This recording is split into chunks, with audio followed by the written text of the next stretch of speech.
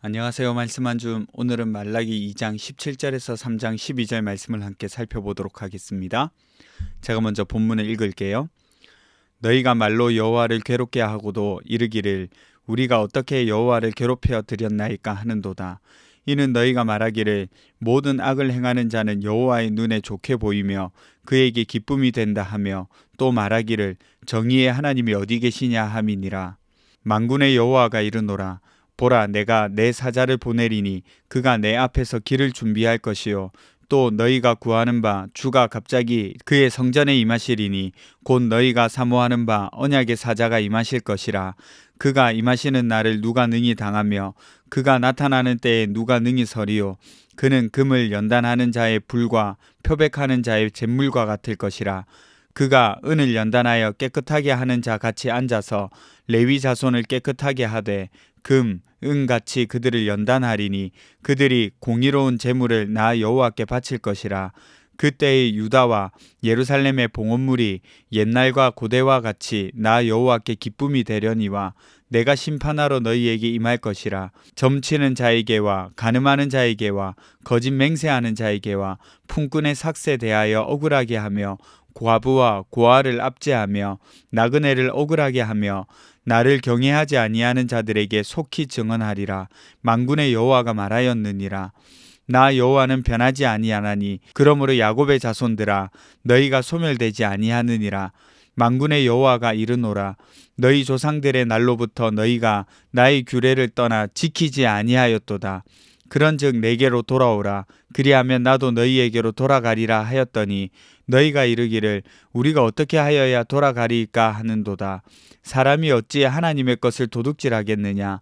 그러나 너희는 나의 것을 도둑질하고도 말하기를 우리가 어떻게 주의 것을 도둑질하였나이까 하는도다. 이는 곧 11조와 봉헌물이라. 너희 곧 온 나라가 나의 것을 도둑질하였으므로 너희가 저주를 받았느니라. 만군의 여호와가 이르노라. 너희의 온전한 11조를 창고에 들여 나의 집에 양식이 있게 하고 그것으로 나를 시험하여 내가 하늘 문을 열고 너희에게 복을 쌓을 곳이 없도록 붙지 아니하나 보라. 만군의 여호와가 이르노라. 내가 너희를 위하여 메뚜기를 금하여 너희 토지 소산을 먹어 없애지 못하게 하며 너희 밭의 포도나무 열매가 기한 전에 떨어지지 않게 하리니 너희 땅이 아름다워짐으로 모든 이방인들이 너희를 복되다 하리라. 만군의 여호와의 말이니라. 아멘. 말라기 특징 중 하나가 하나님이 백성들과 논쟁을 하세요. 좀 더 정확하게 말하면 철없는 아이가 부모에게 대들듯이 하나님이 말씀하시면 이스라엘 백성들은 하나님께 따지듯 반문하는 모습을 그려내고 있습니다. 오늘도 그렇게 내용을 시작해요. 오늘 본문을 한마디로 이야기하자면 하나님은 침묵하신 적이 없어요. 단지 이스라엘 백성이 그리고 우리가 하나님의 약속에서 떠나 있었던 겁니다. 이게 무슨 말인지 본문을 함께 살펴보도록 할게요. 하나님이 먼저 이스라엘 백성들에게 너희가 말로 나를 괴롭혔다 이렇게 합니다. 그러니까 이스라엘 백성들이 우리가 어떻게 하나님을 괴롭혔습니까? 하고 반문하죠. 그러자 하나님이 말씀하시는 거예요. 악을 행해도 잘 되던데? 의인은 손해만 보는데? 정의의 하나님이 계시기는 하냐? 이런 식으로 말하고 다녔다는 거죠. 이게 무슨 말이냐면 한마디로 하나님은 지금 아무 일도 안 하고 계시잖아요. 하나님이 계시기는 한 건가요? 이렇게 여기고 있다는 겁니다.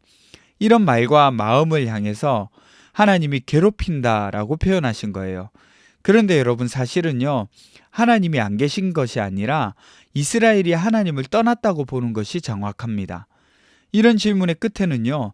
사실 성경에 기록되어 있지는 않지만 하나님을 믿지 않는 사람들의 주장과 맞닿아 있어요. 무슨 말이냐? 하나님 믿지 않는 사람들이 뭐라고 말하나요? 그럼 네가 믿는 하나님을 보여봐라. 이렇게 이야기하잖아요. 그런 것처럼 하나님이 계시면 나타나 보라는 주장을 하게 됩니다. 이런 백성들의 마음을 아신 하나님은 이렇게 말씀하세요. 3장 1절입니다. 만군의 여호와가 이르노라. 보라, 내가 내 사자를 보내리니 그가 내 앞에서 길을 준비할 것이요 또 너희가 구하는 바 주가 갑자기 그의 성전에 임하시리니 곧 너희가 사모하는 바 언약의 사자가 임하실 것이라. 무슨 뜻입니까? 하나님이 나타나시겠다는 겁니다. 그런데 문제가 있어요. 하나님이 임하시면 그것을 감당할 자가 없다는 겁니다. 곧 심판자로 오시겠다는 거예요. 그래서 악을 행한 자들에게 그에 합당한 일을 하실 거라고 말씀하세요. 그런데 심판하러 오시기 전에 하나님의 소식꾼을 먼저 보내시겠다고 하십니다. 그가 먼저 가서 길을 닦으며 준비할 거래요. 여러분, 실제로 이 일이 이루어진 것을 우리는 압니다. 세례 요한이 왔잖아요. 그리고 회개하라고 외치면서 그 길을 닦았잖아요. 그리고 너희가 사모하는 바 언약의 사자는 예수 그리스도이십니다. 사실 우리가 잘 생각하지 않는 부분이긴 한데 예수님이 오셔서 심판을 시작하셨어요.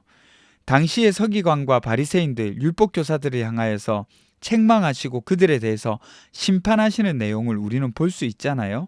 그리고 아직 그 심판이 끝나지는 않았습니다. 하늘로 올라가신 예수님은 다시 오실 때에 그 심판이 완성이 되는 거예요. 그런데 어쨌든 중요한 건 이거예요. 언약의 사자가 오는 것은 준비되지 않은 자에게 결코 좋은 일이 될 수 없다는 겁니다. 회개하라고 외치는 그 외침이 우리 삶에 간직되지 않으면 결코 하나님이 오실 때 환영하고 반길 수가 없다는 거예요. 이건 당시 이스라엘이 기대했던 바와 많이 다른 모습이죠. 하나님 왜 그러세요? 하나님 이전에는 은혜를 베푸시고 사랑의 하나님이시라 하시더니만 변하셨습니까? 이렇게 질문할 수 있는데 아니요, 그렇지 않습니다. 6절을 보시면 하나님은 변하지 않으셨대요. 그럼 뭐냐? 이스라엘 백성들이 조상 때부터 변한 거죠. 하나님은 변하지 않으셨습니다. 변하지 않으십니다. 변하지 않으셨기 때문에 이스라엘은 말라기 때도 살아 있었던 거예요. 문제는 하나님이 침묵하고 계신 것이 아니라 백성들이 변하고 있었던 겁니다. 그래서 하나님이 말씀하세요. 그런즉 내게로 돌아오라. 그리하면 나도 너희에게로 돌아가리라. 그리고 하나님은 이스라엘 백성들이 하나님 말씀대로 살지 않는 수많은 모습 중에 가장 대표적인 모습, 바로 11조를 온전하게 하지 않는 모습을 직접적으로 말씀하시죠. 왜 11조일까? 돈이 문제가 아니라 이것을 함으로 누가 주인인지를 구별하게 되기 때문입니다. 삶의 주권이 누구에게 있느냐는 거예요. 그것을 드러내는 행위가 11조입니다. 11조를 해야 한다 말아야 한다의 문제를 떠나서 내 삶의 주인이 누구인지를 나타내는 대표적인 표시이기 때문에 11조를 말씀하는 거예요. 보세요. 하나님이 나를 시험하여 보라 이렇게 말씀하시잖아요. 그러니 여러분, 초반에 말씀드렸듯이 하나님은 침묵하지 않습니다. 이스라엘이 우리가 하나님을 떠난 거예요. 하나님은 사라지신 적이 없어요. 우리가 떠난 겁니다. 이제 말씀을 적용해 볼까요? 말라기 시대의 이스라엘은 하나님을 부인하지 않았습니다. 그런데 하나님이 자기들의 뜻에 맞게 움직이지 않으신다고 생각하니까 의심하고 불신하기 시작했어요. 특히 억울한 일이나 불의한 일이 있을 때 말이죠. 우리도 그런 마음을 가지잖아요. 왜 악한 사람은 잘 되냐고, 왜 우리는 손해봐야 되냐고, 왜 믿는 우리는 이렇게 힘드냐고. 이 질문이 문제가 되는 건 아닙니다. 문제는요, 이 질문을 하는 내 마음과 삶이 하나님을 향한 신뢰를 가지지 못할 때 문제가 되는 거예요. 기도하면서도 기다리지 않고 예배하면서도 삶의 주권을 넘겨드리지 않는 우리 모습이 문제가 되는 겁니다. 보세요. 하나님은 침묵하지 않으셨고 숨지도 않으셨어요. 변하지도 않으셨고 우리를 떠나지도 않았습니다. 그런데 우리는 그분이 변한 것처럼, 그렇게 떠난 것처럼 생각하는 겁니다. 그런 우리에게 하나님은 여전히 우리를 초대하세요. 내게로 와라. 하나님이 응답하시지 않으시나요? 그래서 하나님 계시지 않는 것처럼 느껴지시나요? 혹은 혼자서 고립되어 있는 것 같이 그런 삶을 살고 계시는 것 같나요? 그런데 그때 우리가 어디에 서 있는지 돌아보셨으면 좋겠어요. 기도합시다. 첫 번째는요, 하나님을 의심하기보다 신뢰하게 해주세요. 두 번째는 삶의 주권을 하나님께 맡기고 돌아가게 해주세요. 함께 기도하며 나가겠습니다.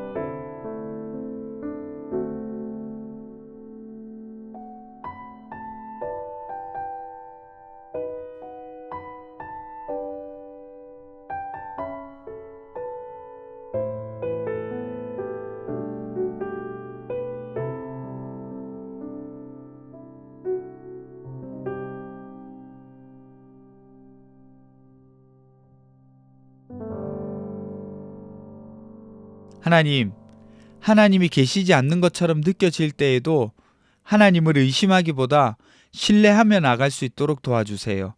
변하지 않는 하나님을 기억하게 해주세요. 그리고 우리 삶의 주권을 하나님께 맡기고 하나님만 바라볼 수 있게 해주세요. 감사드리며 거룩하신 예수님 이름으로 기도드립니다. 아멘. 여러분 오늘 하루도 하나님 앞에서 온전한 하루 보내셨으면 좋겠습니다.